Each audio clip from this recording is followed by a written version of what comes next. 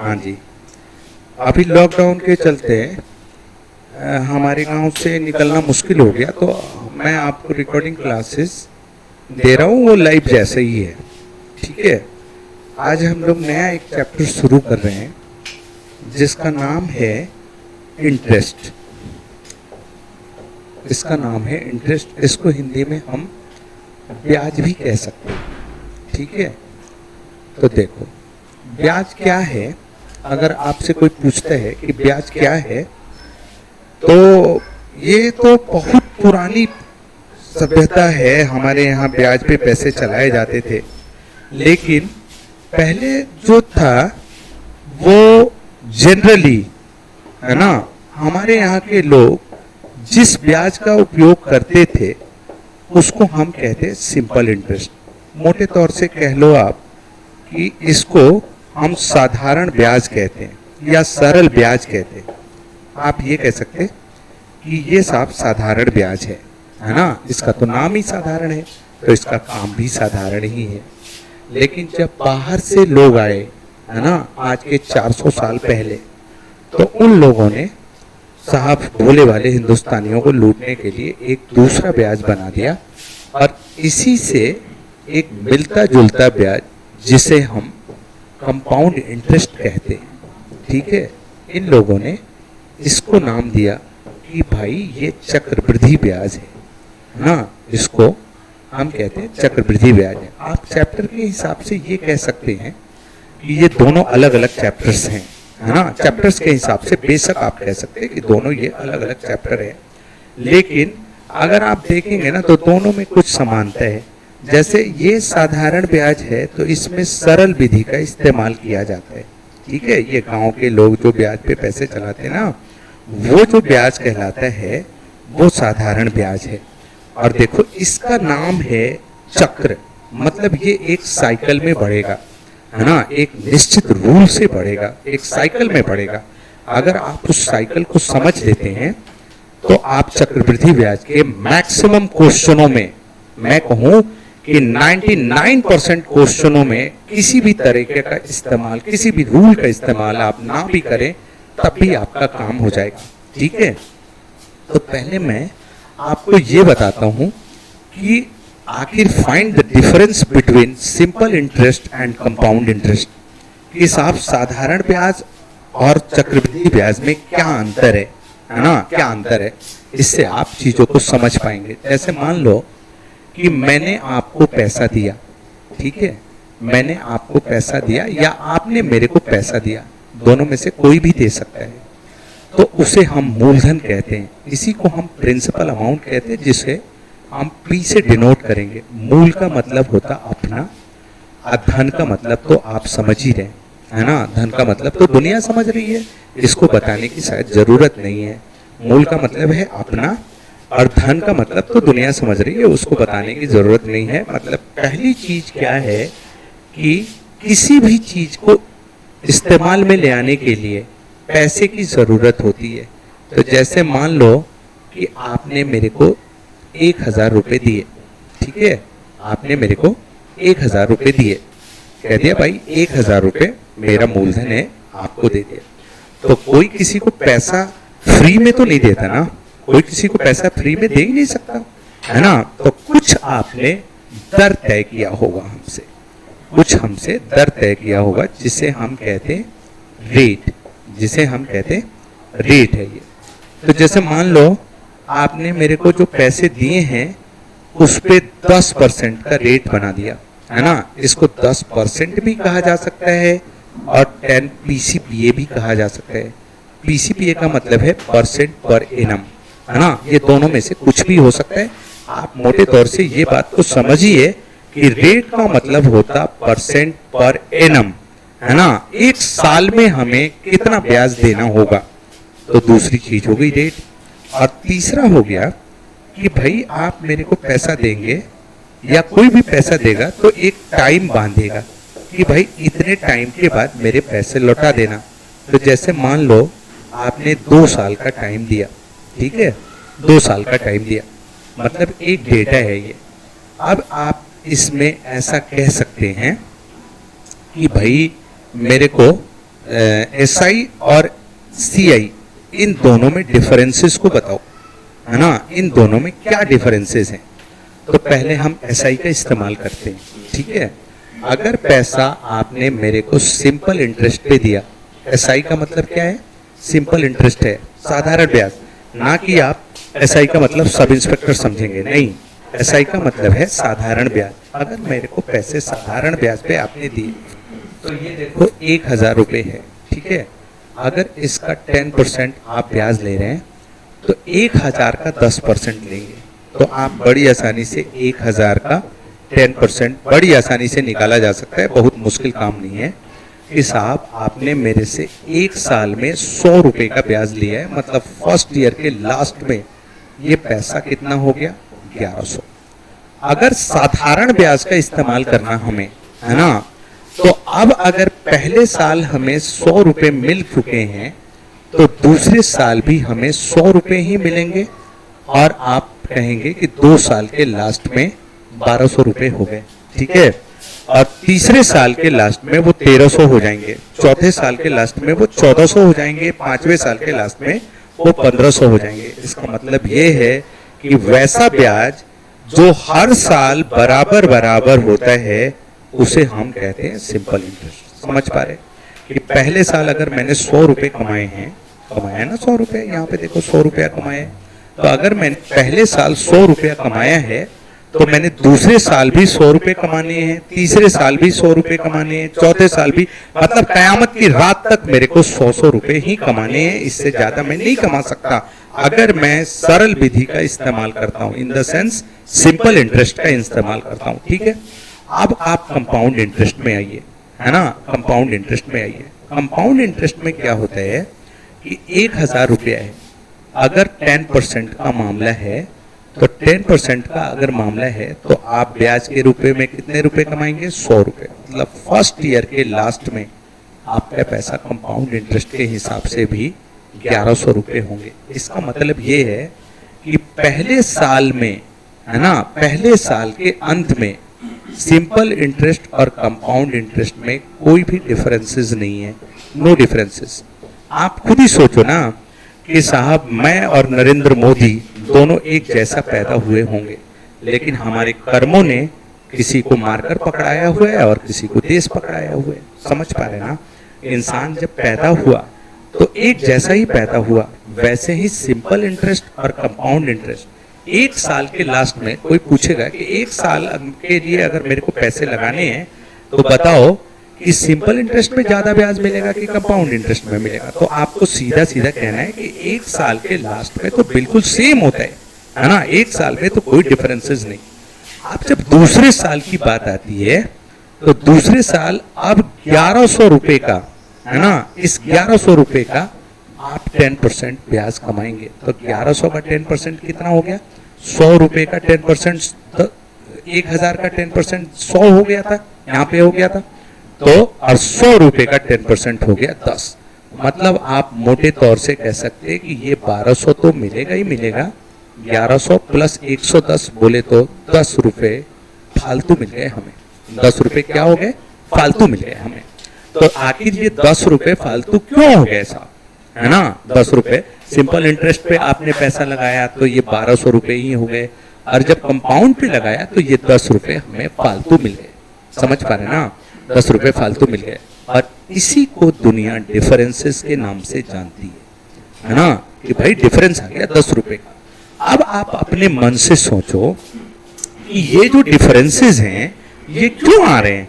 ये इसलिए आ रहे हैं क्योंकि सिंपल इंटरेस्ट में ब्याज हर साल बराबर है ना, लेकिन कंपाउंड इंटरेस्ट में ब्याज पहले साल तो सिंपल जैसा ही है, लेकिन दूसरे साल उसमें डिफरेंस आ गया। क्यों आ गया, क्योंकि पहले साल के ब्याज को मूलधन में जोड़ दिया।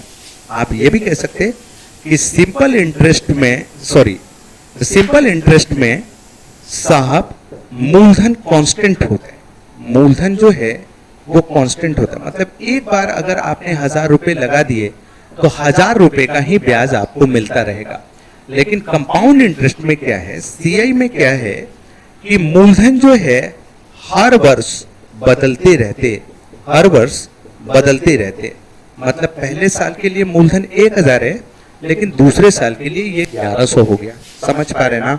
इतनी बातों से मैं आपको ये बताना चाहता हूं कि एक साल के लास्ट में सिंपल इंटरेस्ट और कंपाउंड इंटरेस्ट सेम होते हैं। कंक्लूजन क्या है मेरे इतने देर बताने का कि साहब एक साल के लास्ट में पहले साल सिंपल इंटरेस्ट और कंपाउंड इंटरेस्ट दोनों ही सेम होता है। सिंपल इंटरेस्ट हर साल बराबर बराबर होते हैं, लेकिन कंपाउंड इंटरेस्ट दूसरे साल ही बदल जाता है, तीसरे साल तो और बदल जाएगा। वो इसलिए बदलता है क्योंकि पहले साल का ब्याज जाके मूलधन में जुड़ जाता है। मेरी बातें क्लियर हो पा रही हैं आपको? अगर आप इतनी छोटी सी बातों को समझ पा रहे हैं, है ना, कि ये देखो ये जो 100 रुपया जाके जुड़ गया, इसी का ये ब्याज है ना 10% के हिसाब से 100 रुपए का ब्याज। देखो पहले 1000 था, 100 रुपए जुड़ गया तो 1100 हो गया। अब 100 रुपया जो जुड़ा है उसी का ब्याज है ये 10% के हिसाब से 10। समझ पा रहे? अगर आप इतनी छोटी सी बातों को समझ पा रहे हैं तो आप आधे कंपाउंड इंटरेस्ट को समझ पा रहे हैं। अब इसके लिए आपको रूल्स की जरूरत नहीं है ना? अब इसके लिए आपको रूल्स की जरूरत नहीं है। बस आप इतनी ही बातें जानिए कि सिंपल इंटरेस्ट और compound interest first year same होते हैं, है ना। दूसरे साल से कंपाउंड इंटरेस्ट में डिफरेंसेस इसलिए आता है क्योंकि पहले साल का जो ब्याज है वो जाके मूलधन में जुड़ जाता है। तो जो ब्याज जुड़ गया वो जो अपना ब्याज क्रिएट करेगा वो तो डिफरेंसेस को क्रिएट करेगा। समझ पा रहे हैं हमारी बात को? अब देखो कि मैं इन चीजों को एक बार क्वेश्चन से बताता हूं। आप चाहें तो इसके स्क्रीनशॉट भी ले सकते हैं, मैं इसको मिटाता हूं। क्वेश्चन नंबर 1 लगा दो बोर्ड पे।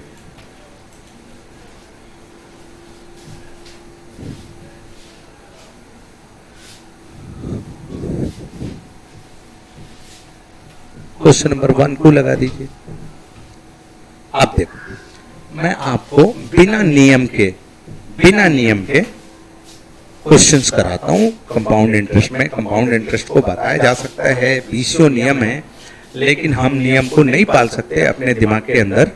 तो मैं आपको चीजें बताता हूं। देखो आपके बोर्ड पे साफ साफ दिखाई दे रहा कि 3 वर्षों का जो साधारण ब्याज है वो 1200 रुपये। जैसे मैं ऐसे क्वेश्चंस को आपको डेटा लिख देता हूँ कि 3 साल का जो एसआई है वो है 1200 रुपये, ठीक है, 1200 रुपये हैं। और 2 साल का जो सीआई है, 2 साल का जो सीआई है वो है 832 रुपये, है ना, वो है 832 रुपये। आपसे पूछा है कि आप बताओ कि रेट परसेंट क्या है, दर प्रतिशत क्या है। समझ पा रहे हैं ना? आपसे क्वेश्चन में ये पूछा हुआ है कि आप बताइए कि फाइंड द रेट, है ना, इसमें रेट को कैसे निकाल सकते हैं। अब आप देखो कि चाहो तो इसको आप ओरली बना दो, है ना, with in A second. 1 second के अंदर हम आंसर्स को दे सकते हैं, 1 सेकंड बिना कुछ देके दे सकते हैं। आप सोच चीजें देखिए, मैं आपको थोड़ा सा धीमी गति से रील को चलाता हूं, ठीक है। आप देखो जैसे ही हमारे दिमाग में ये बातें आएंगी कि 3 साल का सिंपल इंटरेस्ट 1200 है, तो मैं तुरंत समझ जाऊंगा कि हमारे मास्टर ने तो हमको बताया था कि साधारण ब्याज हर साल बराबर बराबर मिलता है। तो आप बताओ कि जब 3 साल में 1200 है और हर साल बराबर है, तो क्या आपको ऐसा नहीं लगता कि 1 साल में 400 रुपए का ब्याज मिला होगा? ऐसा नहीं लगता आपको कि साहब 400 रुपए का ब्याज मिला होगा? तो आप ये कहेंगे कि भाई सिंपल इंटरेस्ट जो है वो तो पहले साल, दूसरे साल और तीसरे साल, ये तीनों साल बराबर रहा होगा। मतलब अगर ये 400 है तो ये भी 400 होगा और ये भी 400 होगा। ये केवल ब्याज दिया गया है, आप समझ पा रहे है ना, केवल ब्याज दिया गया है। तो इसका मतलब अगर 1200 रुपए का ब्याज है तो आप क्लियरली रूप से कह सकते हैं कि साहब पहले साल 400 मिला होगा, दूसरे साल 400 मिला होगा, तीसरे साल भी 400 मिला होगा। यस और नो, इतनी बातें आ गई आपको। अब आप देखो कि कंपाउंड इंटरेस्ट जो है, कंपाउंड इंटरेस्ट अगर हमें 832 मिला है तो मैं ये बात भी समझ सकता हूं कि मास्टर ने मेरे को बोला था कि पहले साल का सिंपल इंटरेस्ट और कंपाउंड इंटरेस्ट दोनों सेम है, इन द सेंस कि ये भी 400 होंगे। अब आप बताओ कि जब 2 साल की सीआई 832 है और पहले साल 400 मिला होगा, तो क्या आप ऐसा नहीं कह सकते कि दूसरे साल 432 रुपए मिले होंगे? तो 432 रुपए मिले होंगे तो आप ये भी कह सकते हैं कि 400 आप प्लस 32, है ना? CI है, देखो 400 प्लस 32 बोले तो 832 हो गया। तो आप कहेंगे कि साहब पहले साल तो हमें सेम ही मिलता है, पहले साल में तो हमें कोई भी डिफरेंसेस नहीं प्राप्त होते, हम सिंपल इंटरेस्ट को काउंट करें या कंपाउंड इंटरेस्ट को काउंट करें, पहले साल में तो कोई भी अंतर आना है नहीं। जो भी डिफरेंसेस आने हैं वो किस में आने हैं बताओ? वो डिफरेंसेस आने हैं दूसरे साल में। अब आप खुद सोचिए कि ये क्यों हो गया, ये 32 रुपए का फालतू एडिशनल ऐड क्यों हो गया साहब? इसलिए हो गया होगा कि ये मूलधन में जाके जुड़ गया होगा।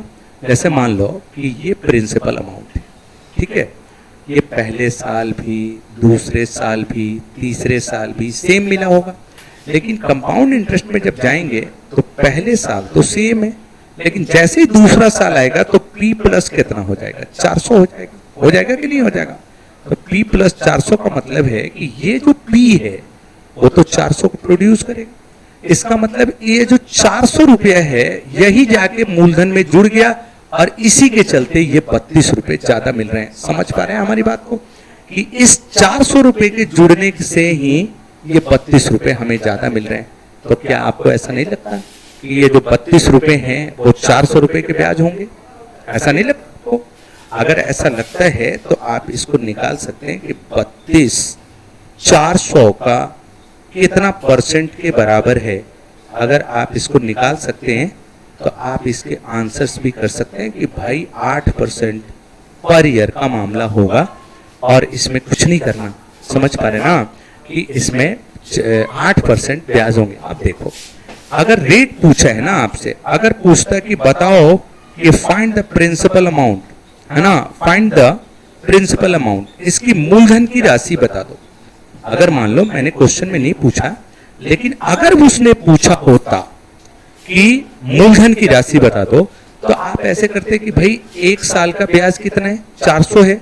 अगर मूलधन P है तो P का 8% ही हमें ब्याज मिला होगा, मतलब 8/100 मिला होगा, जो बराबर है रुपए के शब्दों में कितना? 400। तो आप इस 8 से ऊपर को काट दो, ये 5 हो गया, ये 0 हो गया, 8 पंजे 40 और 0 हो गया, और ये 100 जाके ऐड हो गया। मतलब प्रिंसिपल अमाउंट आप बड़ी आसानी से कह सकते हैं कि 5000 रुपये है। समझ पा रहे हैं हमारी बात को कि इसमें आपको रेट भी पूछा जा सकता है और इसमें आपके प्रिंसिपल अमाउंट भी पूछे जा सकते हैं। एक बार सर क्वेश्चन हटा दो, एक बार क्वेश्चन हटा दीजिए, है ना। इसमें आपको रेट भी पूछा जा सकता है और प्रिंसिपल अमाउंट भी पूछा जा सकता है। शायद आप मेरी बातों को समझ पा रहे हैं, ठीक है। अब आप इसके एक स्क्रीनशॉट ले लो ताकि आपको लिखने की जरूरत ना पड़े, है ना। तब मैं आपको दूसरा क्वेश्चन बताता हूँ बिल्कुल सेम, ठीक है। एक बार मिटाता हूँ, दूसरा क्वेश्चन लगाइए, आप भी लगाने की कोशिश कीजिए। आप कितना समझ पा रहे हैं इस चीज को?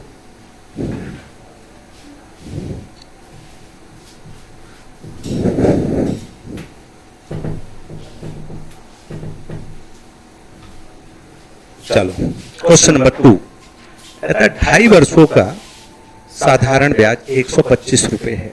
अगर आप क्वेश्चन को ऐसे देखोगे तो कहता है 2.5 वर्षों का 125 है, मतलब 125 रुपए अगर 2.5 साल में मिले हैं तो 1 साल में कितना मिलेगा आपको बताने की जरूरत नहीं है। इस पॉइंट के बदले आपने इसको हटाया और इसको कह दिया कि भाई ये 50 बार में कट गया। इसका मतलब ये है कि 50 रुपए पहले साल, 50 रुपए दूसरे साल, ये पहला साल है, ये दूसरा साल है, और 2.5 साल का मामला है तो ये आधा साल है, मतलब इसमें 25 मिले होंगे। आपको लिखने की जरूरत नहीं है, आप समझ पा रहे हैं, है ना। आपको लिखने की जरूरत नहीं है, आप बच्चा कैसे करेगा इस पे बारे में अभी बात होगी। तो ये सिंपल इंटरेस्ट है। आप कहता है कंपाउंड इंटरेस्ट जो 2 साल का है, जो 2 साल का कंपाउंड इंटरेस्ट है वो 105 है। तो आपको ऐसा लगा कि नहीं लगा कि ये 50 रुपए वही होंगे और ये 105 है, मतलब 50 + 5 है ना। तो ये 50 रुपए जाके जुड़ा होगा ना मूलधन में, तभी तो इसने डिफरेंसेस को पैदा किया। तो ये 5 रुपए 50 रुपए के ब्याज हैं कि नहीं। तो 5/50 का कितना परसेंट है आपको शायद बताने की जरूरत नहीं है, ये आंसर आप बड़ी आसानी से 10% दे सकते हैं। समझ पा रहे हैं? आप देखो बच्चा बनाएगा कैसे इसको, है ना। हम टीचर हैं, हमारा काम है इस तरह से लिखना, लेकिन बच्चा कैसे बनाएगा। 2.5 साल में 125, तो 1 साल में 50 हो गया, ऐसा ही 105 है तो 50 मिले होंगे तो 55 मिला हो, 5 रुपये ब्याज मिले होंगे, 5/50 का 10%। समझ पा रहे हैं ना। आप मुंह से बना सकते हैं, अगर डेटा थोड़ा सा इधर उधर है तो हमें थोड़ी सी कैलकुलेशन करनी पड़ सकती है, लेकिन डेटा कितने भी कॉम्प्लिकेटेड हैं हम क्वेश्चनों को 10 सेकंड के अंदर बना सकते हैं, ऐसा आपको भी लगता होगा। आप चलो क्वेश्चन नंबर 3 भी मैं बता देता हूँ, इसी तरह का है, ठीक है। एक तरह के मैंने इसलिए क्वेश्चन करवाए 3 ताकि आपको बातें समझ में आ जाए। क्वेश्चन में बोला है कि ब्याज की दर क्या होगी यदि निश्चित राशि पे तीसरे साल में 2000 रुपए साधारण ब्याज मिलते हैं। अब ये बताओ, तीसरे साल में अगर 2000 मिलते हैं तो पहले साल में भी मिले होंगे, दूसरे साल भी मिले होंगे। इसका मतलब है कि सिंपल इंटरेस्ट 2000, 2000 और 2000 ये तीनों साल हुआ होगा। तीसरे साल का 2000 देने का क्या मतलब है, साधारण ब्याज तो हर साल मिलेगा ना, दो बराबर।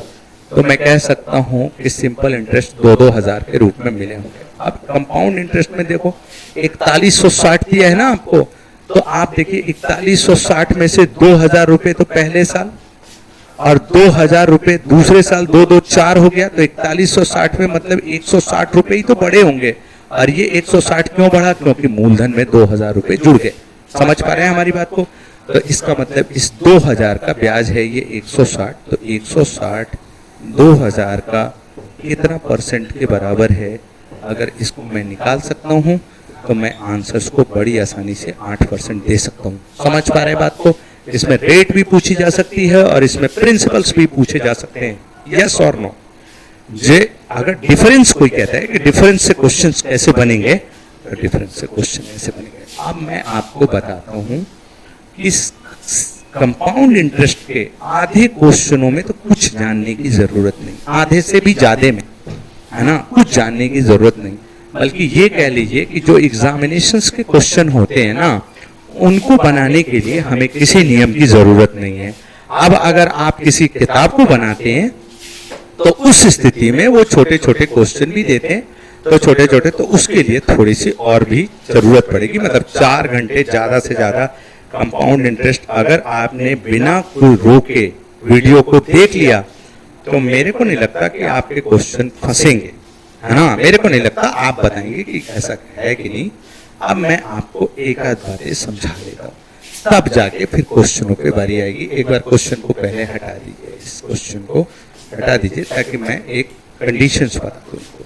देखो, कंपाउंड इंटरेस्ट में एक बात सीधे सीधे जान लो, है ना। कंपाउंड इंटरेस्ट में एक बात सीधे सीधे जान लीजिए कि ये चक्रवृद्धि ब्याज है, ठीक है। हम स्कूल के जमानों में फॉर्मूले पढ़ते थे। फॉर्मूले इसलिए पढ़ते थे कि हमें जो जिस टीचर ने पढ़ाया था वो फॉर्मुलेटेड था, है ना। या आप ये भी कह सकते कि उन लोगों के इतने कॉन्सेप्ट भी नहीं होते सर, उन लोगों के इतने कॉन्सेप्ट जो स्कूल में पढ़ाने वाले लोग हैं उनको इतना समझ में भी नहीं आती मैथ्स, वो सीधी सीधी मैथ होती है तो फॉर्मुलेटेड पढ़ा देते हैं।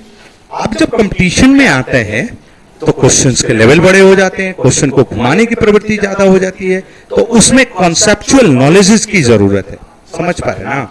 अब देखो कंपाउंड इंटरेस्ट में कैसे हम चीजों को समझ सकते हैं। जैसे मान लो कि मूलधन आपका 100 रुपए है, ठीक है, या 1000 रुपए, और रेट है 10%, रेट है 10%, और टाइम है मान लो या 100 पे ही मान लो पहले, तो 2 साल, ठीक है। अब अगर कंपाउंड इंटरेस्ट हम बिना किसी नियम के बनाएं तो हम इस चीज को समझ पा रहे हैं। डेटा मैंने आसान रखा है, बड़े डेटा पे भी बात करेंगे, पहले चीजें छोटे पे समझ में आ जाए तो आप समझ पाएंगे कि मूलधन भाई मास्टर ने 100 रुपए का है, 10% रेट है, तो 10% रेट है तो ये 110 हो गया, और फिर इसका 10% अगर हम कमाएंगे तो इसका 10% कितना होगा, 11 होगा ना।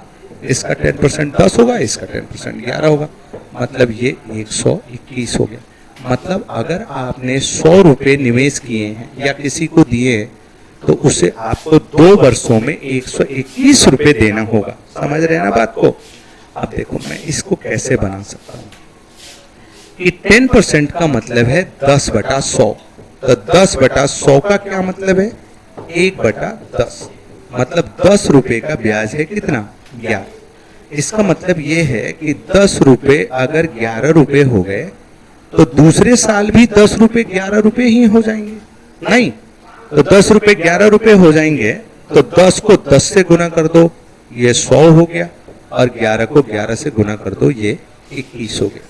मतलब अगर 2 साल का मामला है, 2 साल का, तो आप ऐसे कर सकते हो भाई 1/10 है तो 10 हो गया 11, तो इसका भी स्क्वायर कर दो, इसका भी स्क्वायर कर दो, ये 100 हो गया, ये 121 हो गया। बच्चा कहता है कि आपने क्यों कर दिया ऐसा? आपने क्यों कर दिया ऐसा भाई? ये बात तो चलो ठीक है, 100 रुपए 121 रुपए आ गए, बाकी क्यों कर दिया, है ना? चक्रवृद्धि, आप देखो ये चक्र कैसे, आप देखो मैं दिखाता हूं ये चक्र कैसे। ये 10% के हिसाब से 1/10 है, तो अगर ये 10 है तो ये 11 हो जाएगा। समझ रहे हैं ना? अब फिर अगर ये 10 है तो ये 11 हो जाएगा। तो ये देखो कि 10 और 10 दोनों को गुना किया, 100 हो गया, और 11 को गुना किया, ये 100 हो गया। मतलब कंपाउंड इंटरेस्ट को हम ये कह सकते हैं कि ये ज्योमेट्रिक प्रोग्रेशन है ना? ये एक ज्योमेट्रिक प्रोग्रेशन है जो हमें अर्थमेटिक के अंदर कंपाउंड इंटरेस्ट कह के पढ़ाया जाता है ना? कंपाउंड इंटरेस्ट को आप ज्योमेट्रिक प्रोग्रेशन से भी तय कर सकते हैं। जैसे कैसे ज्योमेट्रिक चक्र का मतलब क्या है? मान लो 1 रुपया 1 साल में 2 रुपया हो गया, 1 रुपया 1 साल में 2 रुपया हो गया, तो 2 रुपया 1 साल में 4 रुपया हो जाएगा। ये डबल हो गया तो ये भी डबल हो गया, ये 1:2 का रेशियो है तो ये भी 1:2 का रेशियो हो जाएगा। फिर अगले साल ये 4 हो जाएंगे, फिर अगले साल अगर 1 साल में बोलो तो 4 कितना हो जाएगा? 8 हो जाएगा। समझ रहे हैं बात को? आप देखो अगर साधारण ब्याज की बात होती तो 1 2 3 4, मतलब 1 रुपए बढ़ रहे हैं, ये सिंपल इंटरेस्ट का मामला है, ये कंपाउंड इंटरेस्ट का मामला है, ठीक है? तो अगर मान लो कि 1 2 हो गया तो अब 1 रुपया ब्याज बढ़ेगा, अब 1 रुपया ब्याज बढ़ेगा। इसका मतलब ये अर्थमेटिक प्रोग्रेशन है। अगर मैंने पढ़ाया नहीं आपको, लेकिन अगर आप जानते हैं, आपने एंटर की है, तो अर्थमेटिक प्रोग्रेशन को भी जानते हैं कि अर्थमेटिक प्रोग्रेशन क्या है। मतलब कि अर्थमेटिक प्रोग्रेशन को हम सिंपल इंटरेस्ट कहते हैं और ज्योमेट्रिक प्रोग्रेशन को हम कंपाउंड इंटरेस्ट कहते हैं। समझ पा रहे हैं? अब देखो कोई अगर ये बोलेगा, मैं क्वेश्चन के हिसाब से बताता हूँ, क्वेश्चन के जरिए बताता हूँ। सर एक बार क्वेश्चन लगा दीजिए।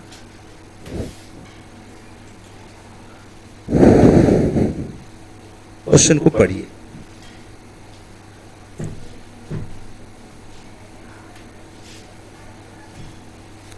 क्वेश्चन को पढ़िए आप।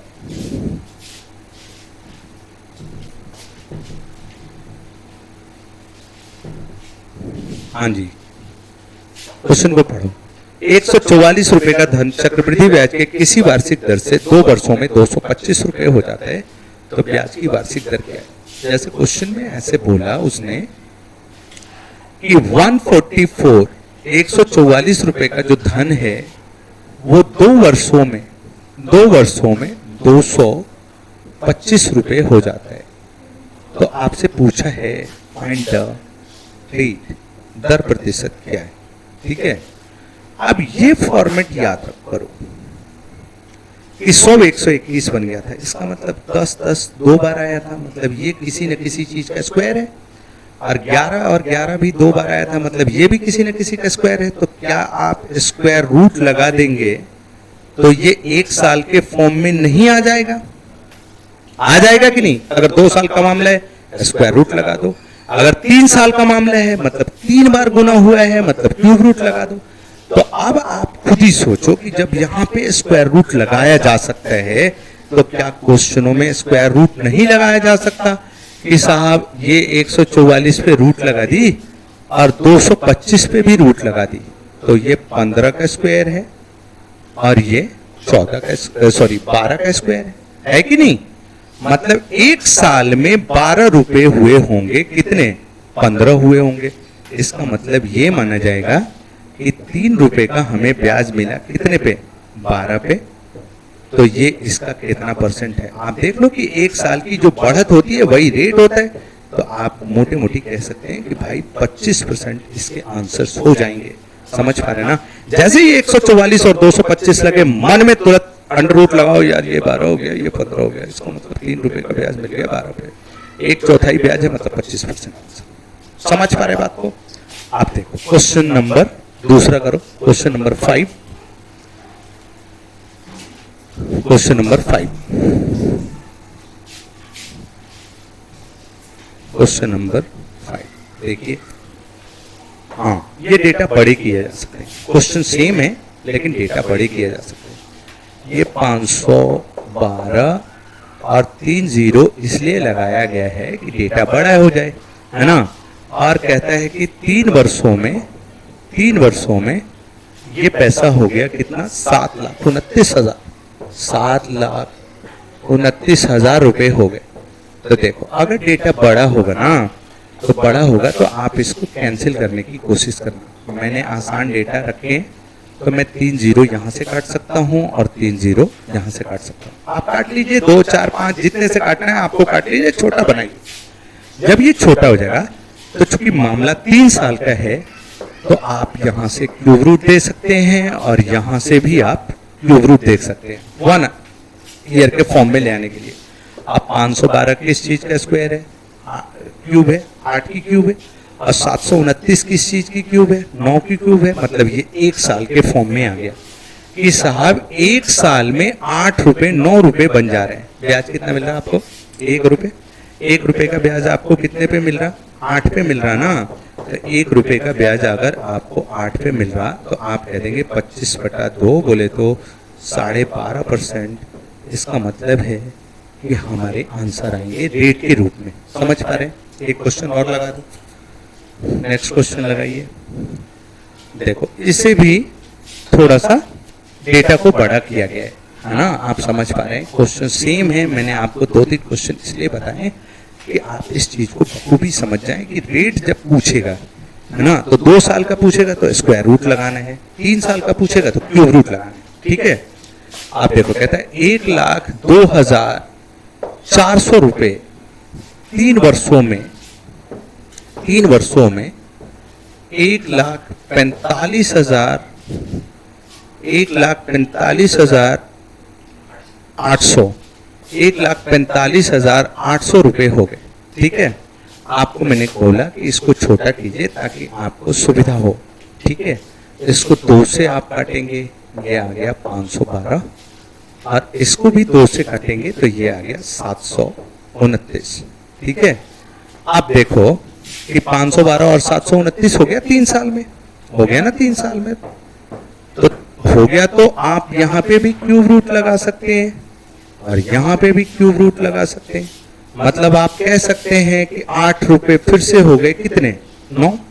तो 8 9 हो गए। तो अभी अभी आपने निकाला था कि 1 रुपये ब्याज बढ़ा 8 पे, तो ये इसका कितना परसेंट है?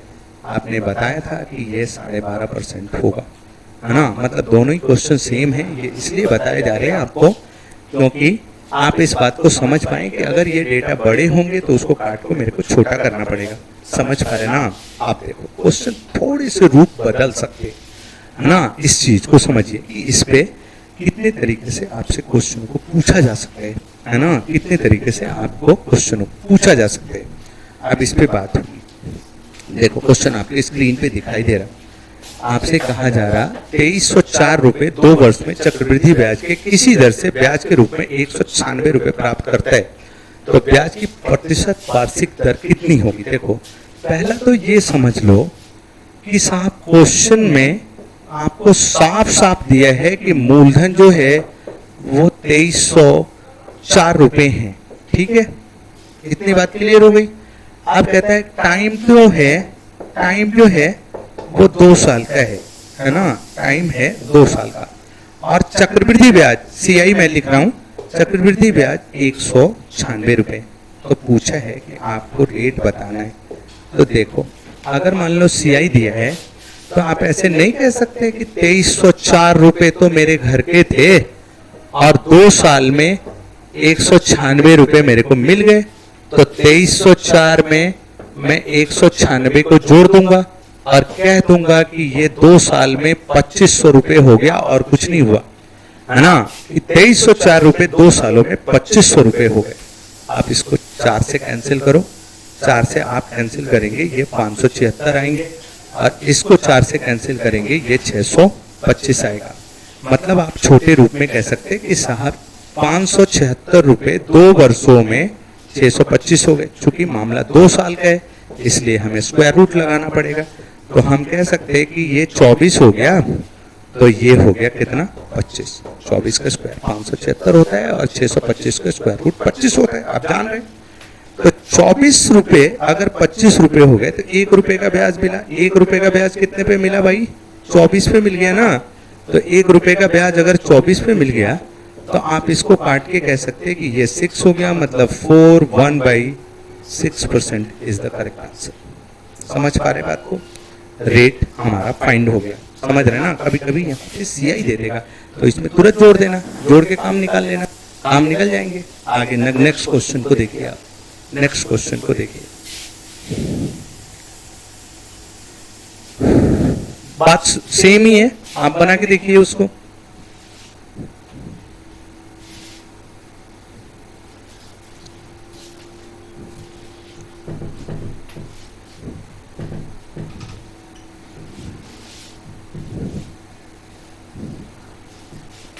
क्वेश्चन को देखो। 32,000 रुपए 3 वर्षों में, 32,000 रुपए 3 वर्षों में, 3 वर्षों में, 3 वर्षों का चक्रवृद्धि ब्याज किसी दर पे 5,044 रुपए, 5,044 रुपए। ये क्या है भाई? CI है ना। तो 32,000 में 5,044 को जोड़ दो, तो 5,044 को जैसे ही जोड़ोगे तो 37,044 रुपए आ जाएंगे। ठीक है, अब इसको 4 से काट दो, 8 चौका 32 कट जाएगा, आप मिला लेंगे और इसको काटेंगे तो ये आ जाएगा 9261। मतलब छोटे रूप में कहा जाए तो 8,000 रुपए 9261 रुपए हो गए। कितने दिन में? 3 साल में। क्या करना होगा हमें? स्क्वायर रूट लगाना होगा। तो देखो 3 0 है, इसके लिए तो 0 आ गया, 8 का स्क्वायर रूट हो गया 2, मतलब ये तो 20 हो गया। अगर लास्ट में 1 है तो मेरे को लगता है यहाँ 1 ही होगा और 20 से 21 रुपए तक हुए होंगे। अगर आपको स्क्वायर रूट याद है कि 21 का स्क्वायर क्यूब रूट 9261 है तो आप क्वेश्चंस को बना पाएंगे और कर पाएंगे। मेरी बात को समझ पा रहे हैं आप? अब आप देखो कि साहब 20 रुपए हो गए, 21 रुपए हो गए ना, तो ब्याज कितना मिला? 1 रुपए का। 1 रुपए का ब्याज कितने पे मिला? 20 पे मिला। परसेंट निकालने की जरूरत मेरे को लगता है नहीं है और आप आंसर्स को बड़ी आसानी से कह सकते हैं कि 5% इज द करेक्ट आंसर। समझ पा रहे हैं हमारी बात को कि मैं बहुत आसानी से क्वेश्चनों को बना सकता हूं और कर सकता हूं। चलो आगे क्वेश्चनों पे चलिए।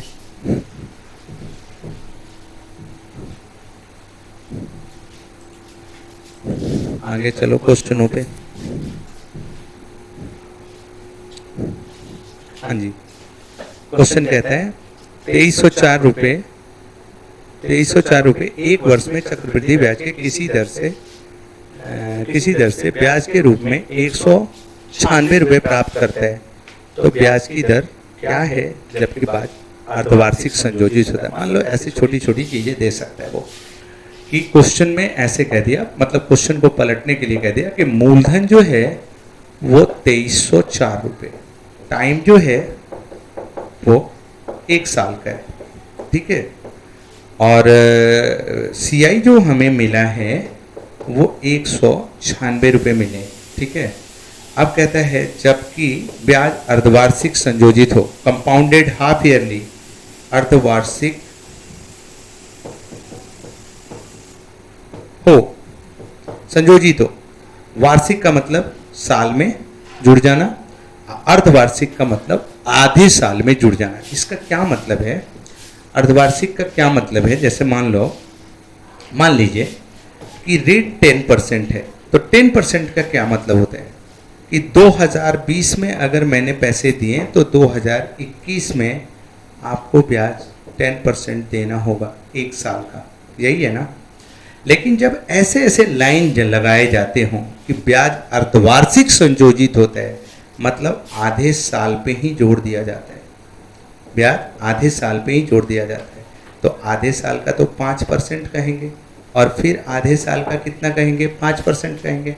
मतलब इसमें क्या होगा कि रेट आधा हो जाता है, रेट आधा हो जाता है 1/2 टाइम्स। आप सोचो ना, अर्धवार्षिक हो गया मतलब आधे साल हो गए, और टाइम डबल हो जाता है, टाइम जो है वो डबल हो जाता है, मतलब 1 साल का 2 साल हो जाता है। ठीक है, तो क्वेश्चन तो बिल्कुल सेम है। आप समझ पा रहे हैं कि साहब 1 साल का मतलब ये टाइम हो गया कितना, 2 साल के बराबर। ठीक है, तो 2304 रुपए है ना, 2304 रुपए, ये 196 रुपए आप जोड़ दो तो ये आ जाएंगे 2500 रुपए। ठीक है, मतलब 1 साल 6 महीने और 6 महीने है तो ये 1 साल। देखो ये है तो 1 साल, लेकिन ये 6 मंथ जुड़ गया होगा और फिर ये 6 मंथ जुड़ गया होगा, समझ रहे ना।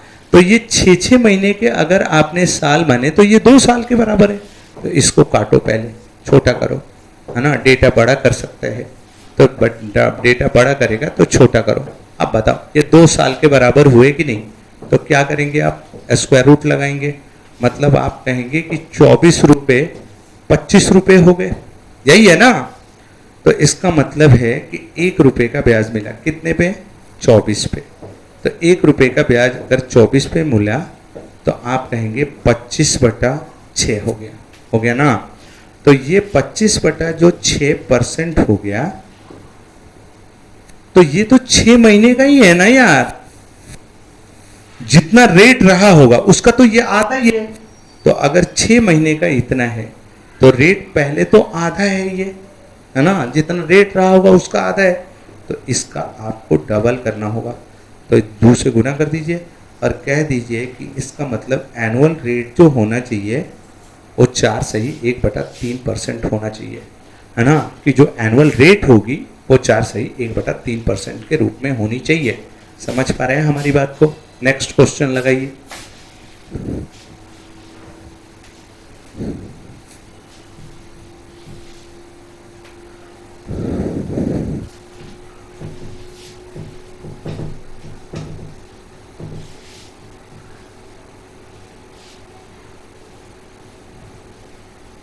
नेक्स्ट लगाइए। यदि किसी योजना में 2 साल में निवेश करने पर धनराशि 144/121 गुना तक बढ़ जाती है, जहां ब्याज वार्षिक रूप से चक्रवृद्धि है, तो उसी योजना में ब्याज की दर पर निवेश किए गए जाने पर उसी राशि को 3 गुना करने में कितना समय लगेगा, जहां ब्याज सरल विधि का उपयोग किया जाए। शायद ये मेंस के क्वेश्चन लगा दिए इसी पे। अच्छा ये बताओ, मैं कहता हूं कोई धनराशि 1/2 हो गई, क्या मतलब है इसका। मैं कहता हूं मेरे मूलधन 1/2 हो गए, इसका मतलब है आधा हो गया, या 2 रुपये हो गया 1 रुपये। तो अगर आप ये कह सकते हैं कि पहले 2 था तो हो गया 1, तो अगर आपसे कोई कहता है कि राशि 144/121 हो गई, तो क्या आप ये नहीं कह सकते कि पहले अगर ये 121 थी तो अब हो गई 144। कितने दिन में भाई, 2 साल में ना। स्क्वायर रूट चढ़ा दिया 1 साल के फॉर्म में ले आने के लिए, तो इसका मतलब ये 11 हो गया, तो ये कितना हो गया, 12 हो गया। मतलब 1 साल में कंपाउंड इंटरेस्ट 1 रुपया बढ़ रहा है। रेट निकालना होगा 1/11 गुना 100, ये नहीं पूछा, कहता है कि यदि इसी पैसे को इसी योजना में समान दर पे, है ना, समान दर पे, दर भी सेम रहना चाहिए, 3 गुना करना है मेरे को। मतलब अगर हमारा मूलधन 11 रुपया है तो करना कितना है, 33 करना है। तो कमाना कितना है, 22 रुपए कमाने हैं ना, 22 रुपए। और ब्याज जो है वो साधारण ब्याज पे लगाना है आपको। तो अगर 1 साल में चक्रवृद्धि ब्याज 1 रुपया मिल रहा तो साधारण ब्याज भी 1 रुपया मिल रहा होगा। तो अगर हर साल आप 1 रुपये कमाते हैं तो 22 रुपये कमाने के लिए आपको 22 साल का समय लगेगा कि नहीं। समझ पा रहे ना आप कि 22 रुपये अगर आपको कमाने हैं तो आपको 22 साल का समय लगेगा कि नहीं लगेगा, बताओ। ये क्वेश्चन मैंने एज इट इज उठाया है, शायद 2000 मेंस का है ना, या जहाँ का है यार, ये बेकार की बातें है ना। मैं आपको क्वेश्चंस कराता हूँ, 4 घंटे में मैं आपको सीएच पढ़ा दूंगा और 4 घंटे के बाद आप जिस बुक से लगाना है आप लगा लो, आपके क्वेश्चन बनेंगे। समझ पा रहे बात को, आगे बढ़िए, नेक्स्ट क्वेश्चन पे आइए।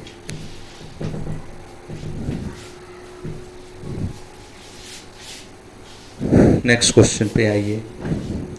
क्वेश्चन में कहता है, यार दिखाई नहीं दे रहा मेरे को भाई, 1 मिनट रुक जा, आपको दिखाई दे रहा होगा स्क्रीन पे। हिंदी वाले को थोड़ा सा ये कर दो। तो क्वेश्चन नंबर कौन सा है, 12। हाँ, 5,000 रुपये की एक धनराशि एक निश्चित चक्रवृद्धि ब्याज की दर से 8 वर्षों में 7200 रुपये हो जाती है। इसी ब्याज दर पे 4 वर्षों में 6510 रुपये की धनराशि पर कितना चक्रवृद्धि ब्याज प्राप्त होगा। Okay, question number 12। Question number 12, ये सारे प्रीवियस ईयर क्वेश्चन है और नए हैं, है ना। आप देखिए, इसको विद सेकंड उड़ाया जा सकता है। मैं आपको धीरे से रील चला के दिखाता हूं। 5,000 रुपये है ना, 5,000 रुपये को 8 वर्षों में राशि होगी कितनी भाई, 7200 हो गई, ठीक है। अब कहता है कितनी हो गई, 7200, ओके। तो कहता है कि इसी ब्याज दर पे 6510 रुपये, 6550, हाँ, इसी ब्याज दर पे 4 वर्षों में 6550 रुपये की धनराशि पे कितना चक्रवृद्धि ब्याज प्राप्त होगा। 6550 रुपये अगर मूलधन होता तो 4 साल में ये कितना होता, ऐसा आपसे क्वेश्चनों में बताया है, ठीक है। अब आपको ऑप्शंस भी दिए, देख लीजिए उसको। अब देखो, कंपाउंड इंटरेस्ट में जब भी आपको 8 साल, 10 साल, 12 साल, 15 साल, 100 साल दे दिया हो तो समझ लेना कोई कुछ टेक्निकली है, कुछ टेक्निकल है। आप देखो कि इसका डबल दिया है, ये दिया है ना। तो अगर मैं 8 साल को लिखने की कोशिश करूं तो क्या 4 साल और 4 साल नहीं लिख सकता? क्या मैं 4 साल को 1 साल मान लूं और इसको भी 1 साल मान लूं तो क्या मैं नहीं कह सकता कि 5,7200 हो गए? कह सकता हूं ना। 50 रुपए 72 रुपए हो गए 2 साल में। अब देखो कि 50 72 हो गया तो अब चाहे तो काट भी दें, 25 हो गया ये और ये हो गया 36। तो 25 रुपए 2 साल में हो गए कितने? 36 रुपए 2 साल में। आप कहेंगे 2 साल ले लिया, 8 साल दिया हुआ है। तो भाई एक बात बताओ, मैं 4 साल का 1 साल मानता हूं, मेरी मर्जी है। मैं 4 साल को 1 साल मानता हूं, मैं इस 8 साल को 2 साल मानूंगा और इस 4 साल को 1 साल मानूंगा, ये मेरी मर्जी है। वो कैसे कोई रोक सकता है? नहीं रोक सकता ना। आप देखो कि 25 रुपया 36 रुपया हो गया तो इसका मतलब 11 रुपए का ब्याज मिला कितने पे? 25 पे। तो ये इसका कितना परसेंट के बराबर है? कितना बताओगे? 44% बताओगे कि नहीं बताओगे? कि भाई 44% 4 साल में बढ़त हो रही है। क्योंकि आपने 4 साल को 1 साल माने। तो 44% बढ़त हो रही है, तो क्या आप इसका 44% निकाल के जोड़ देंगे तो आंसर आ जाएगा कि नहीं आ जाएगा? यस और नो? तो निकाल दो कि 6550 गुना 44/100 बोले तो ये कट गया, 5 से कट गया 1, 5 दिया 15, 1 और ये 5 से कट गया 2, इसको काट दिया 22 से, 22 कम 22, हाथ में 2, 22 दिया 66 और 2 68, 6 अब 22 है 6 28। क्या पूछा आपसे?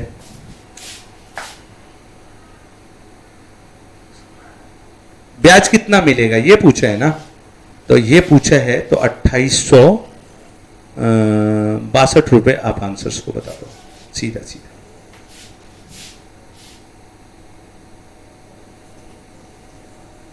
सॉरी भाई, प्लीज प्लीज प्लीज, मैंने ध्यान नहीं दिया, इसको हटाओ, मैंने ध्यान नहीं दिया भाई। अगर मैं 4 साल को 1 साल मानता हूं तो ये तो 2 साल है ना, अभी ये स्क्वायर रूट चढ़ाने बाकी रह गए आपके। अगर स्क्वायर रूट चढ़ाओगे तो ये हो जाएगा 5 और ये हो जाएगा 6, 5 रुपए हो गए 6 रुपए। ब्याज कितना? 1 रुपया। 1 रुपया कितने पे ब्याज मिला है? 5 पे। तो ये इसका कितना परसेंट के बराबर है आप कहेंगे? ये आएगा 20%। सॉरी यार, ये 44% नहीं, मैंने बिना स्क्वायर रूट के चढ़ा दिया था। तो 20% अगर यहां पे करोगे तो इसका 20% निकालना तो आसान है। 10% 655, अब उसका डबल कर दो, 1200 1310 हो गया। 6550 का 20% कितना हो सकता है? तो ये हो सकता है 6 दूना 12, 1310, मतलब हमें चक्रवृद्धि ब्याज मिलेगा 1310 रुपये। समझ पा रहे हैं हमारी बात को? वो मिस्टेक थी हमारी जो मैं स्क्वायर रूट नहीं लगा पाया, लेकिन आप क्वेश्चन तो समझ पा रहे हैं ना? यस। क्वेश्चन नंबर 13 को लगाइए। क्वेश्चन नंबर 13,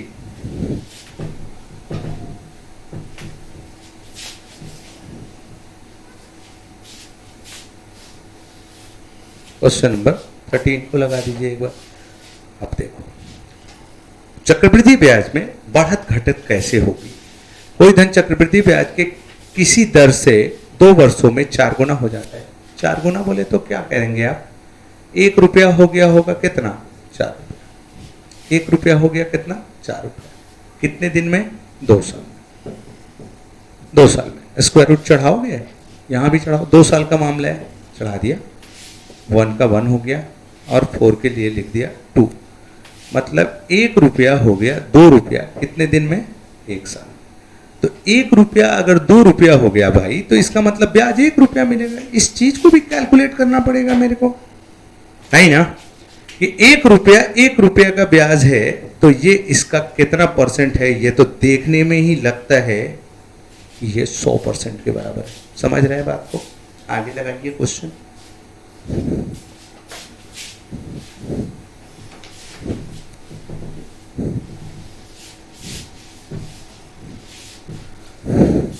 हाँ जी, कोई धन 5 वर्षों में चक्रवृद्धि ब्याज के किसी दर से 2 गुना हो जाता है, तो 64 गुना कितने दिन में हो जाएगा? एक बार देखो, क्वेश्चन में कहता है कि कोई धन 5 वर्षों में 2 गुना हो जाता है, माने 1 रुपया हो गया कितना?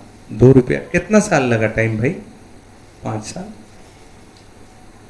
तो ये तो ज्योमेट्रिक प्रोग्रेशन है, ज्यामितीय श्रेणी है, ये तो एक चक्र की तरह भागेगा, मतलब हर 5 साल में दुगना हो रहा। 2 रुपये कितना हो जाएगा? 4 रुपया हो जाएगा। अगले 5 साल में 4 रुपया जो है वो 8 हो जाएगा कितना?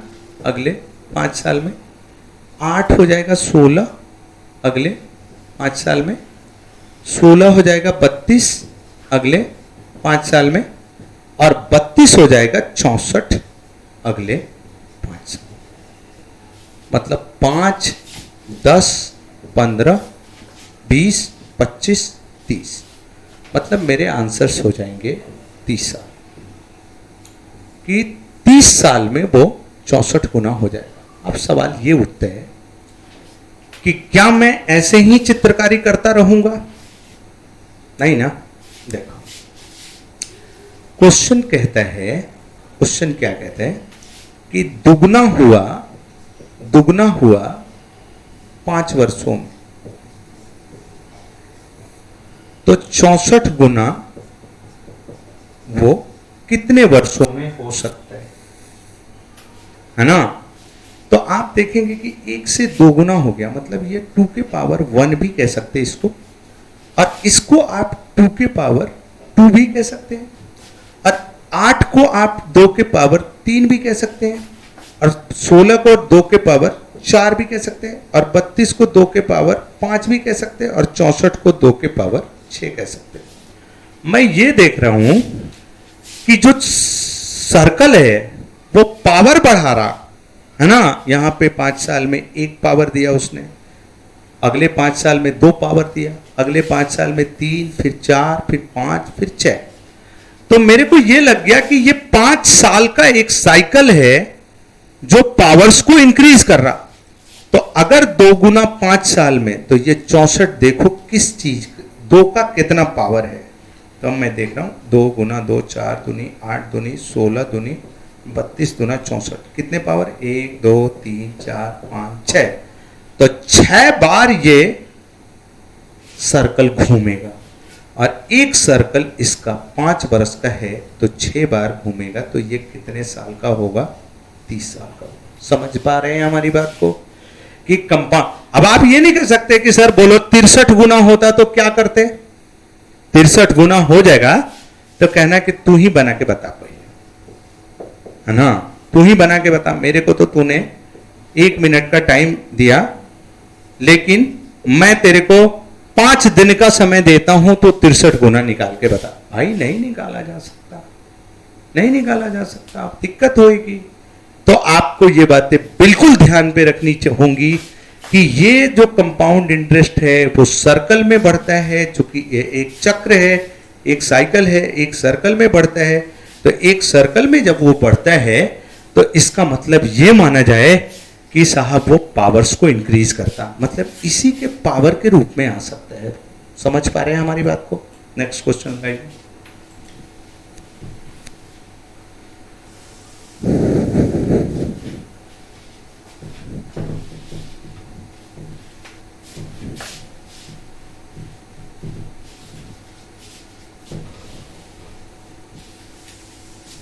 नेक्स्ट क्वेश्चन लगा दीजिए। कोई धन 7 वर्षों में 3 गुनी हो जाती है, तो 27 गुनी कितने दिन में हो जाएगी। 3 गुनी हो गई भाई 7 वर्षों में, तो 27 गुनी कितनी देर में हो जाएगी। आपको मालूम है ना, ये इसी के पावर के रूप में होगा। तो 3 गुना 3 9 या 27, कितने पावर लगे, 3। एक सर्कल 7 साल का है, तो 3 पावर चढ़ेंगे तो आंसर आ जाएगा कितना, 21 साल। यस और नो। क्वेश्चन को बदल दीजिए।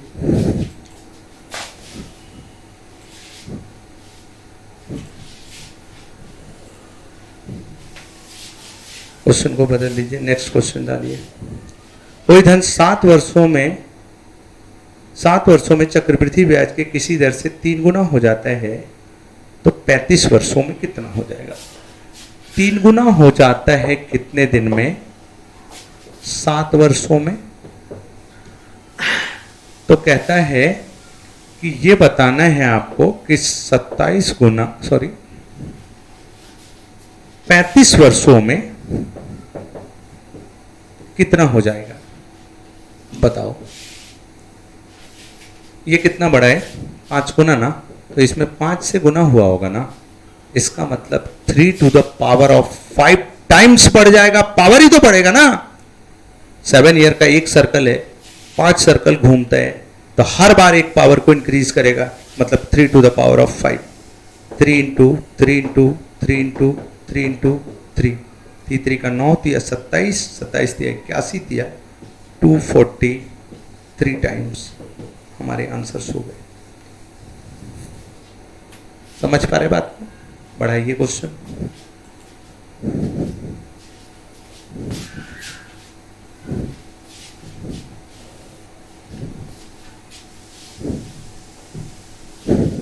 आगे बढ़ाइए। कोई धन 5 वर्षों में चक्रवृद्धि ब्याज के किसी दर से 2 गुना हो जाता है, तो 20 वर्षों में वो कितना गुना हो जाएगा? बात तो सेम है, 2 गुना हो जाता है 5 वर्षों में, तो 20 वर्षों में कितना हो जाएगा? किससे गुना किया होगा आपने? 4 से। 4 गुना ज्यादा है, मतलब 2 to the power of 4 times। 2 गुना 2 गुना 2 गुना 2, 2 दूनी 4 दूनी 8 दूना 16। आप कह सकते हैं भाई 20 साल में वो 16 गुना हो जाएगा। समझ रहे हैं बात को? आगे बढ़ाइए।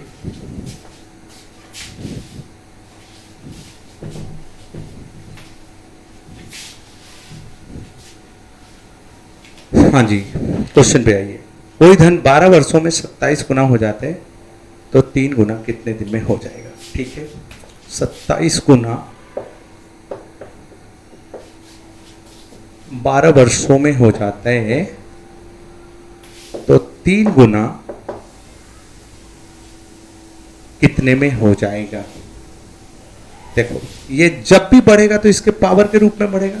तो 27 का मतलब क्या है? 3 इंटू 3 इंटू 3, तो ये 3 सर्कल बढ़ा होगा। तो 3 सर्कल बढ़ के हुए है ना 12, तो एक सर्कल की औकात क्या है? 4 है कि नहीं? तो 4 साल आंसर दिया कि नहीं दिया? समझ पा रहे हैं? ये देखो 3 टाइम्स कितने दिन में, तो 3 से देखो कि कितना ये 27 किस पावर में आता है। तो 3 गुना 3 9 या 27, मतलब 3 बार ये सर्कल घूमा होगा, और 3 बार सर्कल घूमने के बाद वो 12 साल हुआ होगा। तो 3 से डिवाइड कीजिए, एक सर्कल आ जाएगा 4 साल। तो एक ही सर्कल तो घुमाना है, एक सर्कल आंसर आ जाएगा। अगला क्वेश्चन देखिए।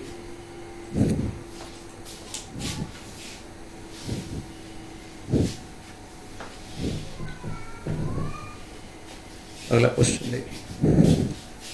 कोई धन 12 वर्षों में 8 गुना हो जाते हैं, तो 16 गुना कितने दिन में हो जाएगा? 8 टाइम्स इन 12 years। तो कहता है 16 गुना कितने दिन में हो जाएगा? अब देखो, मैंने आपको कहा था कि कंपाउंड इंटरेस्ट जब भी बढ़ेगा तो एक सर्कल में बढ़ेगा, एक साइकिल में बढ़ेगा, जिसको हम कहते हैं चक्र, जिससे उसका नाम पड़ा है चक्रवृद्धि। तो 8 के कितने सर्कल में आता है? 8 गुना 8 64 गुना हो गया। जैसे ही 2 बार गुना किया 64 गुना हो गया, मतलब हमारे दिमाग ने तुरंत कह दिया कि ये तो सर्कल कंप्लीट ही नहीं कर रहा। तब हम ऐसा सोचते हैं कि भाई कोई ऐसा डिजिट जरूर है जिसे गुना करने पे ये भी आता होगा और ये भी आता होगा। तब हमारे दिमाग में बात आएगी कि 2 गुना 2 गुना 2 8 होता है, और 2 गुना 2 गुना 2 गुना 2 16 होता है। मतलब इसने 3 साइकिल को चलाया होगा, 2 गुना वाला, है ना? 3 साइकिल को चलाया होगा, 2 to the power of 3 times हो गया। और 3 साइकिल को चला के इसका टाइम आया है कितना? 12 साल। तो अगर 2 गुना पूछा जाए कि तो मतलब एक साइकिल चलाया जाए, तो मैं कह सकता हूं कि एक चक्र जो है वो 4 साल का है। मतलब ये संपत्ति दुगनी हुई है 4 साल में। ठीक है, अब देखो दुगनी हुई 4 साल में, तो 1 2 3 4, फिर 4 चक्र चलाना है। तो एक चक्र है 4 का, तो 4 चक्र चलाओगे तो 4 चौका कितना आ जाएगा? 16 साल आएगा कि नहीं आएगा? आंसर समझ में आ गया हमारी बात? कि डायरेक्टली उसने इसके पावर के रूप में नहीं दिया, है ना? हालांकि कम ही आते हैं ऐसे क्वेश्चन, लेकिन भाई आपको जानना चाहिए कि डायरेक्टली पावर के रूप में नहीं दिया, लेकिन उसने 2 गुना की एक सर्कल बना दी। 2 गुना 2 4 2 8। ये 3 बार सर्कल चला तो 8 हो गया, और ये 4 बार सर्कल चला तो 16 हो गया। तो पहले आपको एक सर्कल निकालना पड़ेगा। मतलब ये देखना कितने चक्र हैं, 1 2 3, तो 3 से डिवाइड कर दो, 4 साल आ जाएगा। मतलब एक चक्र में 4 साल, तो 4 चक्र चलाने हैं, 4 चक्र में 16 साल आ जाएगा। नेक्स्ट क्वेश्चन लगाइए।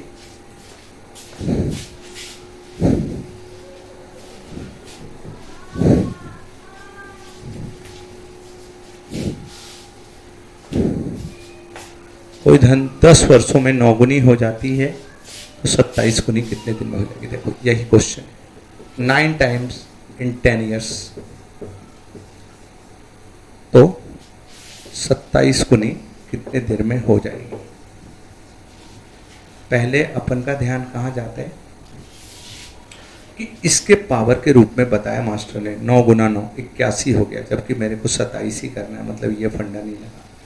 तो अब मैं ऐसा सोचता हूँ कि ये दोनों एक ही चक्र में शामिल हैं, तो 9 हो गया मतलब 3 गुना 3, और 27 हो गया मतलब 3 गुना 3 गुना 3।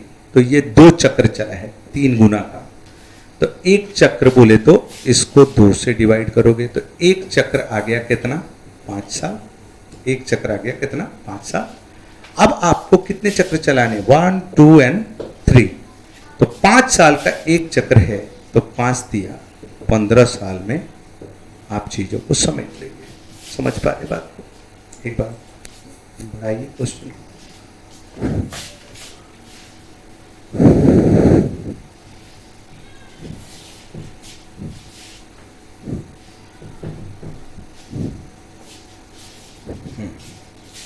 कोई धन 5 वर्षों में चक्रवृद्धि ब्याज के किसी वार्षिक दर से 3 गुना हो जाता है, तो 1200 रुपये की राशि समान दर से कितने 20 वर्षों में कितनी हो जाएगी? अच्छा ठीक है, 5 वर्षों में 3 गुना हो गया। पहले तो ये देखो 5 वर्षों में 3 गुना हो गया, मतलब एक हो गया कितना? 3। कितने साल लगे? 5 साल। अब कहता है कि 1200 रुपये को अगर मैं 20 वर्षों के लिए लगाता हूँ तो ये पैसा मेरा कितना होगा? अब मैं सोचता हूँ कि भाई ये 5 है, ये इसका 4 गुना है, मतलब 4 चक्र चले होंगे ना 5-5 साल का। तो एक 5 साल में 3 गुना, तो अगले 5 साल में हो जाएंगे तीसरी का 9, फिर अगले 5 साल में 9 तिया 27, फिर अगले 5 साल में 27 तिया कितना? 81। अब जहां पे एक है उसकी वैल्यू आपके पास दी गई है कितनी? 1200, क्योंकि आपने पैसे तो 1200 लगाए हैं। तो एक यूनिट की वैल्यू 1200, तो 81 यूनिट की वैल्यू 81 इंटू 1200, ये 2 0 तो आप आंख बंद करके लगा दो। 12 कम 12, 2 हाथ में 1, 12 बट्ठे 96 और 1 97। बोले तो मैं बड़ी आसानी से कह सकता हूँ कि साहब 97,200 रुपये ये इसी दर पे अगर 20 सालों के लिए लगाए जाए तो हो जाएंगे। समझ पा रहे हैं आप बात को हमारी? नेक्स्ट क्वेश्चन लगाइए।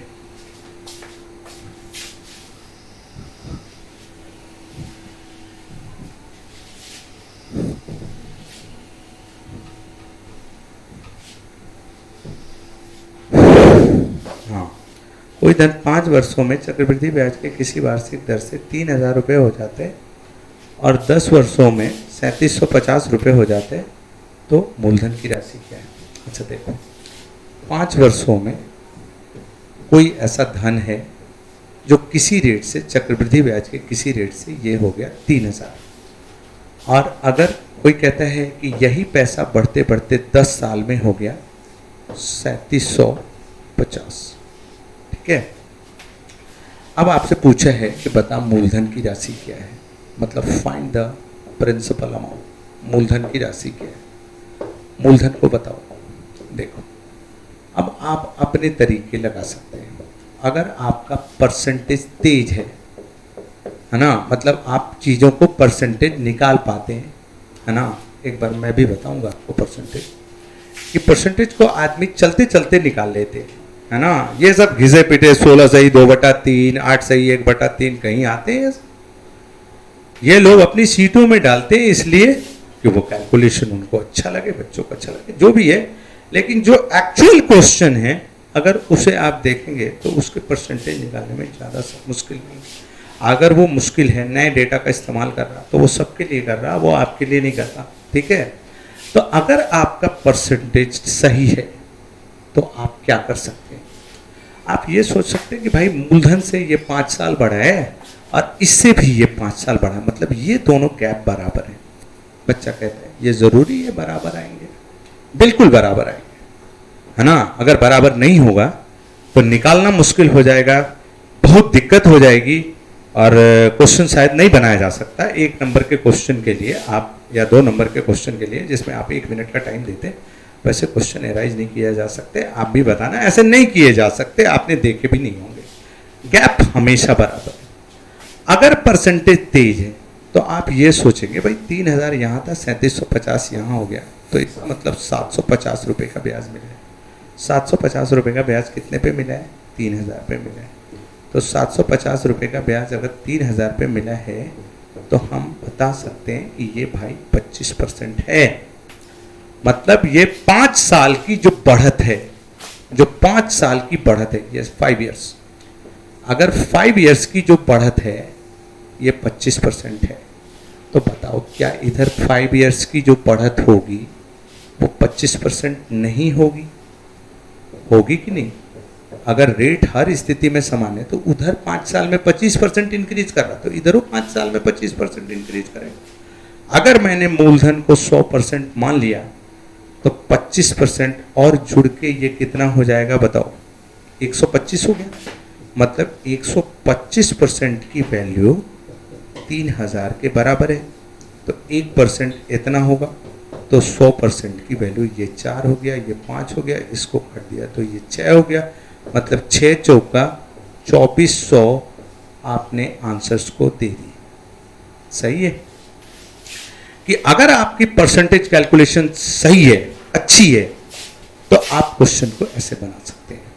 ठीक है, आप कहते हैं कि भाई हमारी परसेंटेज तो अच्छी है नहीं, है ना, बाद में देख के ये कर लेना, है ना। मैं आपको एक दूसरे तरीके बताता हूँ कि अगर आपकी परसेंटेज कैलकुलेशन अच्छी नहीं है किसी कारणवश, है ना, तब आप सिचुएशन को कैसे कंट्रोल में ले आए।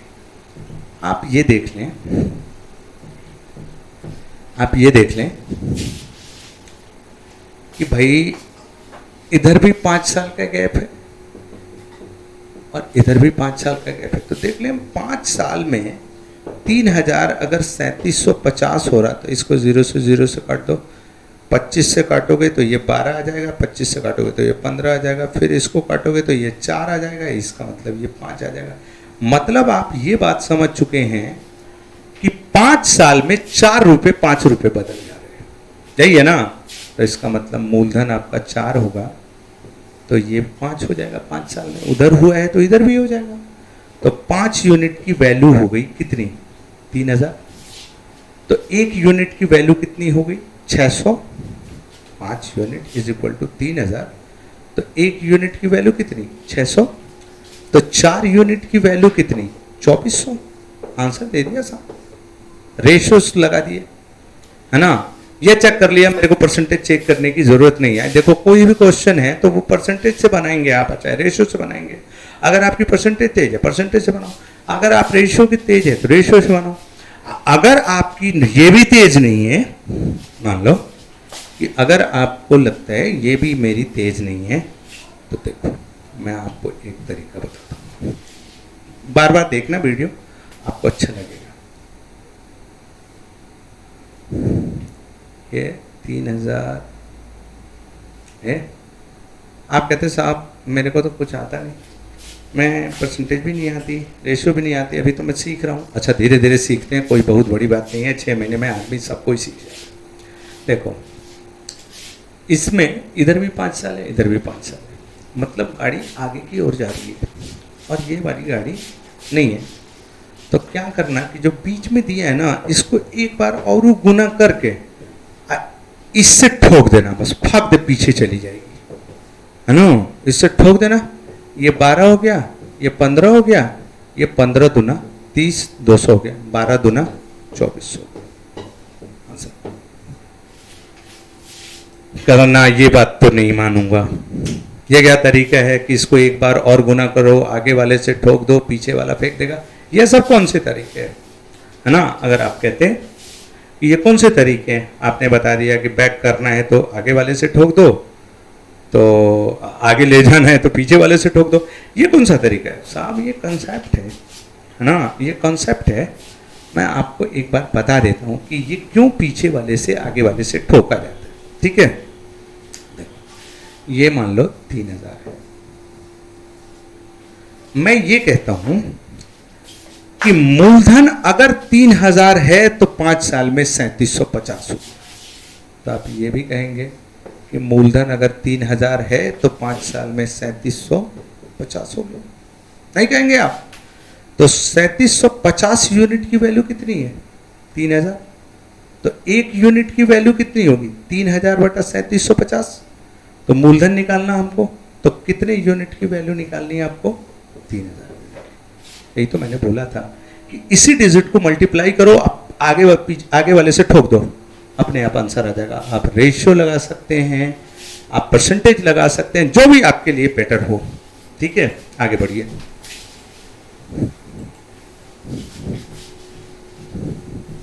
आपको साहब आप बता दो ना किस कौन सा बेटर है? मेरे हिसाब से रेशियो ज़्यादा बेटर है ना? रेशियो ज़्यादा बेटर है। अगर परसेंटेज देखते ही मेरे मन से निकल जा रहे हैं, कोई आसान डेटा है, परसेंटेज से भी आप निकाल सकते हैं।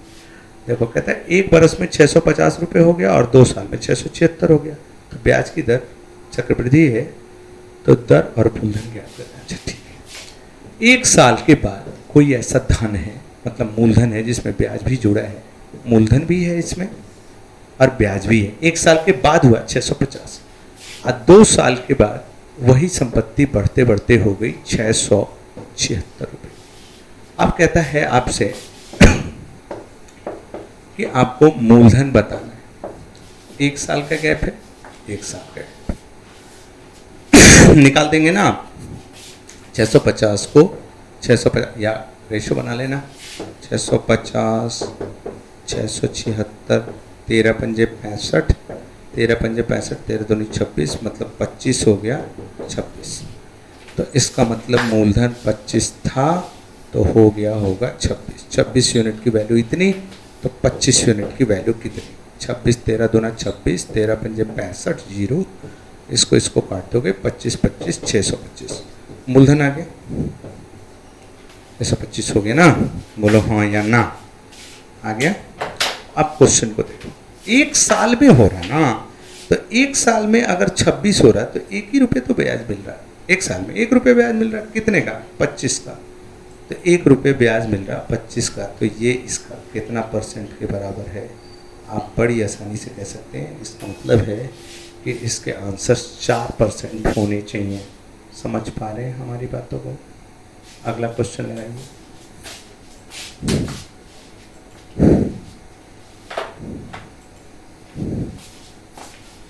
कोई धन 15 बार, अच्छा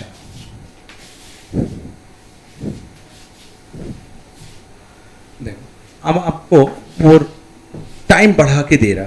क्यों दे रहा टाइम बढ़ा के? वो इसलिए दे रहा टाइम बढ़ा के कि आप उससे डरें, है ना? कि कोई धन 15 वर्षों में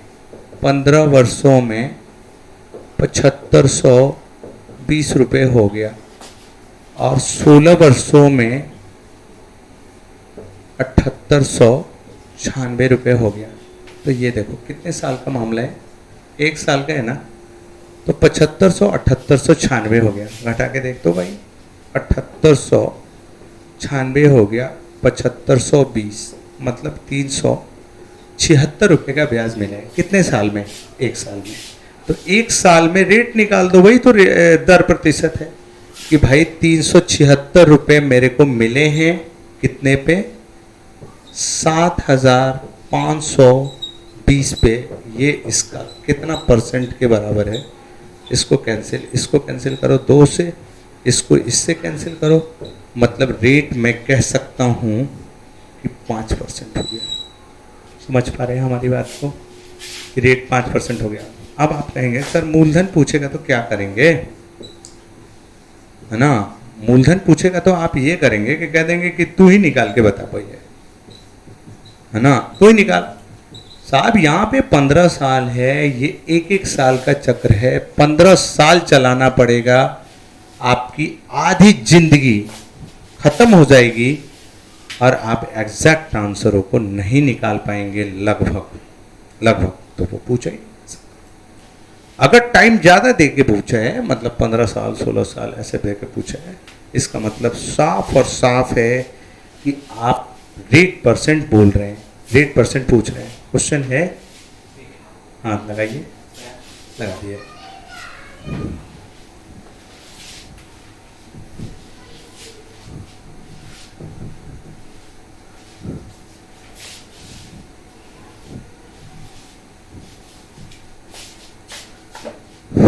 कोई धन चक्रवृद्धि ब्याज की दर से 2 वर्षों में 8,000 हो जाते हैं और 5 वर्षों में 27,000 हो जाते हैं, तो ब्याज की दर चक्रवृद्धि है तो मूलधन ज्ञात कीजिए। ओके, 2 साल में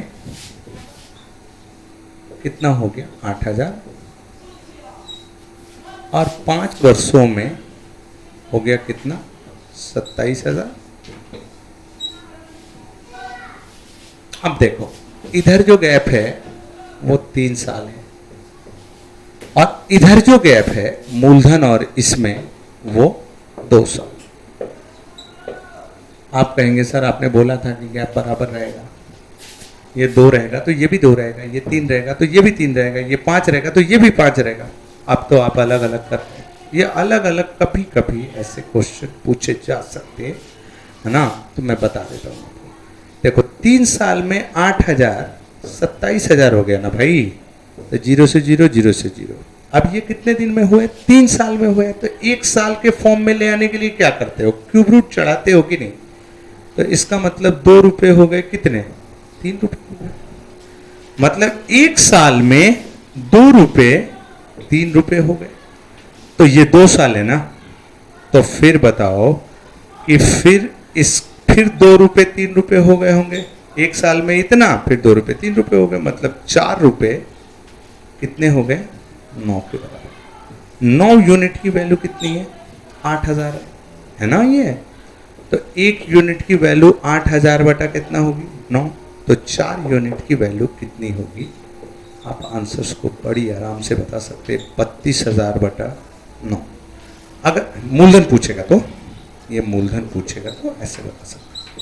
अब इसमें रेट भी पूछ सकते हैं रेट। तो 3 साल के फॉर्म में, 1 साल के फॉर्म में आ गए, 2 रुपए हो गए कितने? 3 रुपए। तो ब्याज कितना? 1 का मिला ना, तो 1 का ब्याज कितने पे? 2 पे मिला है, तो 100 पे कितना होगा, कितना परसेंट है? तो आप रेट को भी बता सकते हैं 50%। हालांकि पूछा नहीं है, ये पूछा है कि मूलधन की राशि क्या होगी। ठीक है, मैं अब आपको दूसरी क्लास में आपको कंपाउंड इंटरेस्ट निकालना सिखाऊंगा, कैसे फ्रैक्शंस आएंगे या होल नंबरों में कैसे आएगा, है ना? मेरे को लगता है कि मैं और अगले 2 घंटे में आपको ख़त्म कर दूंगा, या 2.5 घंटे लगेंगे इंस्टॉलमेंट वगैरह लेके। तो फिर मिलेंगे अगली वीडियो में।